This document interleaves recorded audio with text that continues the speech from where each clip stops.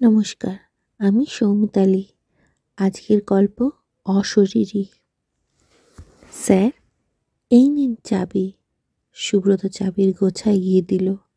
চাবি নিয়ে রাজশেখর বললেন, তুমি ছাড়া এই বাড়িতে আর কে কে আছে কাজ করা দেখাশোনা করার জন্য?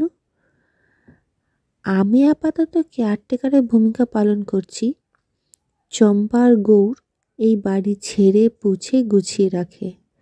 যারা পিকনিকের জন্য আসে চম্পা তাদের রান্নাবান্না করে দেয়।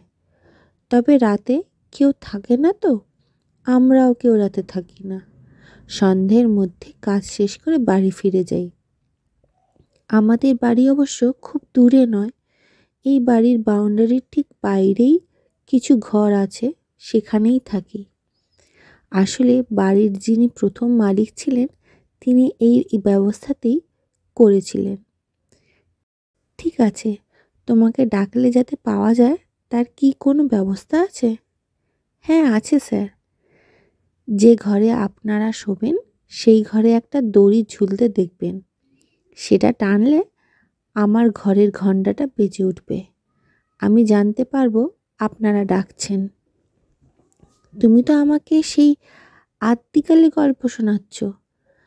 তোমার মোবাইল নেই যাতে ফোন করলে তুমি জানতে পারবে? হ্যাঁ আছে স্যার, তবে বুঝতেই তো পারছেন গ্রামাঞ্চল তো, সন্ধ্যার পর ভালোভাবে টাওয়ার কানেকশন পাওয়া যায় না। ও ঠিক আছে, তা তুমি এখনই চলে যাবে? তা কেন স্যার? আপনারা রাতে কি খাবেন সেটা বলে দিলে চম্পাকে দিয়ে বানিয়ে ঘণ্টাখানেক পরে এসে পৌঁছে দিয়ে যাব। রাজ ওর বন্ধু অনিমেষের দিকে তাকিয়ে বললেন, কি হে, রাতে কি খাবে?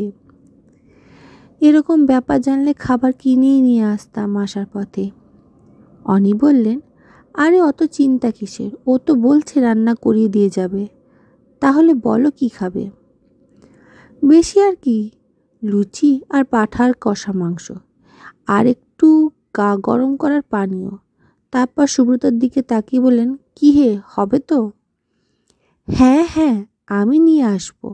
ঠিক আছে তাহলে এসো, আমরা একটু ঘুরে দেখি বাড়িটা কেমন, আর যে ঘরে শোবো তা কেমন সাজিয়ে গুছিয়ে রেখেছ তোমরা। সুব্রত চলে যাওয়ার পর রাজ আর অনি নিচের ড্রয়িং রুম থেকে পায়ে পায়ে উঠে আসে দোতলায়। পুরনো দিনে জমিদারের বাড়ি গঙ্গার পাড়ে। এককালে নাকি জমিদাররা এখানে থাকতো।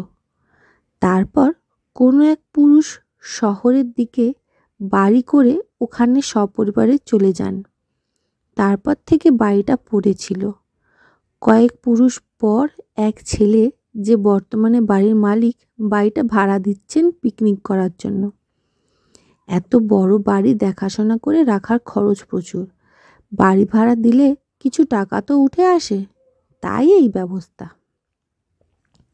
বাড়ির ভেতরের পা দেওয়ার পর ওদের দুজনেরই মনে হচ্ছিল যেন সত্যি জমিদারের আমলে এসে উপস্থিত হয়েছেন। ওদের ঘরে এসে উপস্থিত হলেন ওরা দুজনে। বেশ উঁচু রাজকীয় খাটে শুভ্র সফেন বিছানা পাতা, তার সাথে বালিশ কোলবালিশ সব আছে। ঝাড়বাতিটা জ্বলছে, এক মায়াবী পরিবেশ তৈরি হয়েছে। পাখার সুইচ দিতে পাখা বেশ জোরে ঘুরতে শুরু করলো। ওরা ঘরের লাগোয়া বাথরুমে এক এক করে ফ্রেশ হয়ে এলেন। রাজ দোতলা লাগোয়া বারান্দার দিকে এগিয়ে গেলেন। তারপর হাত দিয়ে দরজার ছিটকিনি খুললেন, কিন্তু দরজা খুলল না। বেশ চাপ দিতে হলো ওটাকে ঠেলে খুলতে। অবশ্য দরজা খুলে যেতেই এক ঝলক ঠান্ডা হাওয়া এলো ঘরে। ততক্ষণে বাথরুম থেকে অনিও বেরিয়ে এসেছেন। বললেন, রাজ, তোমার জন্য একদিনের জন্য নিজেকে জমিদার বাড়ির সদস্য মনে হচ্ছে। রাজ হাসলেন, তবেই বলো, তুমি তো ভাই আসতেই চাইছিলে না। তখন কি আর বুঝেছি এত সুখ কপালে নাচছে। হঠাৎ দরজায় এসে উপস্থিত হলো সুব্রত। বলল, স্যার, আপনাদের খাবার নিয়ে এসেছি। নিচে ডাইনিংয়ে খাবেন না, এখানে দিয়ে যাব। নিচেই চলো, বিছানায় বসে কি আর খাওয়া যায়?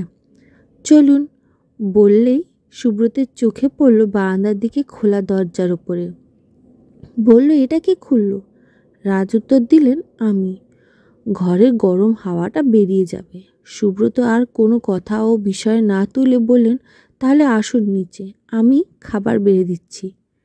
নিচে ডাইনিংয়ে এসে ওদের চক্ষু ছানা বড়া। যা বিশাল এক ডাইনিং টেবিল পাতা, মনে হয় একসাথে 30 লোক বসে খেতে পারবেন। তবে অত লোক এখন না খেলেও টেবিল কিন্তু আগের আমলের মতোই সাজানো। ওরা দুজন এসে মুখোমুখি বসতেই সুব্রত খুব সুন্দর করে সব সাজিয়ে দিল। তারপর বসে বসে খাওয়া তদারকিও করলো। খাওয়া শেষ করে উঠতেও বলল, আপনারা হাত ধুয়ে বসার ঘরে আসুন, আপনাদের পানীয় ঢেলে দিচ্ছি। দুজনে এসে বসতে সুব্রত পরিমাণ মতো সব মিলিয়ে গ্লাস এগিয়ে দিল দুজনের দিকে। রাজ বললেন, অনেক ধন্যবাদ তোমাকে, অনেক করেছো আমাদের জন্য। আর থাকতে হবে না, রাত তো অনেক হলো, এবার তুমি এসো। দরকার পড়লে তোমাকে পাবো তো?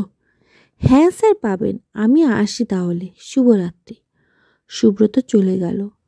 ওরা একটু পরে পানীয় গ্লাসে চুমুক দিচ্ছেন আর গল্প করছেন। হঠাৎ অনি বললেন, বুঝলে, রাজ সব ব্যবস্থা যখন করলে তখন জমিদারের নাচঘরের বাইজির ব্যবস্থাও করতে আরও আনন্দ পেতাম। কোনোদিন তো সামনে থেকে ওসব দেখার সুযোগ ঘটল না। এটা বেড়ে বলেছ, কিন্তু আগে বললে হতো। এখন আর কি হবে? সুব্রতকে বললেই হতো। ও কি এত তাড়াতাড়ি এর ব্যবস্থা করতে পারতো? মনে হয় না। আহা, ওই চম্পা না কে, ওই আসতে পারতো আমাদের মনোরঞ্জন করতে। এই গল্পের মাঝেই হঠাৎ ঘরের আলো নিভে গেল। রাজ বললেন, যা, লোডশেডিং। সুব্রত তো আগে বলেনি যে আলো হঠাৎ হঠাৎ যেতে পারে, না হলে ওকে দিয়ে 2-3টে মোম আনিয়ে রাখতাম। এরকম বাড়িতে আলো চলে গেলে কেমন যেন অনুভূতি হয়। কি হে, তোমার ভয় করছে নাকি? ঠিক ভয় না, তুমি সেই আগের মতোই ভীতু রয়ে গেছো। জানতাম না। কথার মাঝে কিসের যেন শব্দ হলো ঘরের মধ্যে। অনিমেষ জিজ্ঞেস করলো, কিসের শব্দ ওটা? কোথায় শব্দ? তুমি শুনতে পাচ্ছ না? কিন্তু আমি যে পাচ্ছি ঘুঙুরের শব্দ। কোথায়? ওই শোনো। এবার রাজু শুনতে পেলেন। অন্ধকারের মধ্যে দুজনেই একে ওর দিকে তাকিয়ে বুঝতে চেষ্টা করলেন শব্দের উৎস কোথায়।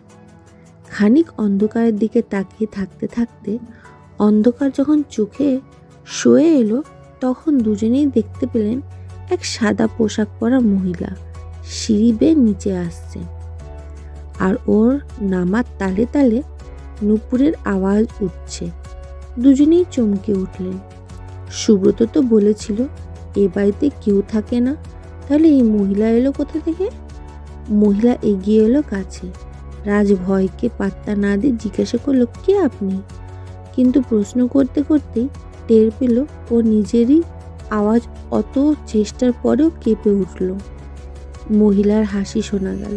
সে কি, তোমরা নর্তকীকে আহ্বান করলে আর এখন চিনতে পারছো না? তোমাকে কে ডাকলো? আমরা তো ডাকিনি। দেখেছো তো, তা কি নাচ দেখবে? কত্থক না আধুনিক কিছু? তুমি যাও, তোমায় আমরা ডাকিনি। এখন ডাকনি, কিন্তু তখন তো ডেকেছিলে। আর আমি আমার শিশু সন্তানকে ছেড়ে আসতে চাইনি বলে জোর করে ধরে এনেছিলে। আর যাতে ভবিষ্যতে এই সন্তানের দোহাই না দিতে পারি, তাই ওকে মেরেই দিলে।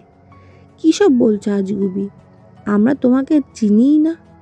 চেনো চেনো, তোমাদের রক্তে আছে নারীদের নিয়ে ফুর্তি করা, বদমাইশি করা, আর তোমাদের কথা মতো না চললে তাদের পৃথিবী থেকেই হাপিস করে দেওয়া। সেই দূষিত রক্ত এখনও শরীরে বয়েই চলছে। তাই তো এতদিন পরেও এই বাড়িতে এসেই নর্তকীর কথা মনে পড়ল। সেবার ক্ষমতার অভাবে প্রতিশোধ নিতে পারিনি, এবার তো ছাড়া যায় না বলেই দুটো হাত এগিয়ে গেল দুজনের গলার লক্ষ্য করে।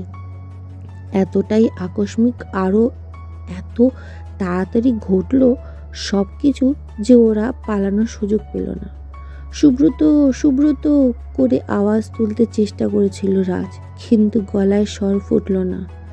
ওদিকে আঙুলের চাপ বেড়ে গেল গলার উপর, দু হাত ধরেও ছড়ানো যাচ্ছিল না। অনি আর রাজ দুজনেই কথায় আটকে গেল, দুজনেই গো গো করতে লাগলো, কিন্তু গলার উপর চেপে বসা হাত দুটোকে ছাড়াতে পারল না। খানিক পরে দুজনেই গড়িয়ে পড়ল মাটিতে। কিছুদিন পর পুলিশ এসে উদ্ধার করলো পচে গলে যাওয়া দুটি দেহ। অফিসার শুধু ভাবলেন, এরা এখানে এলেন কিভাবে।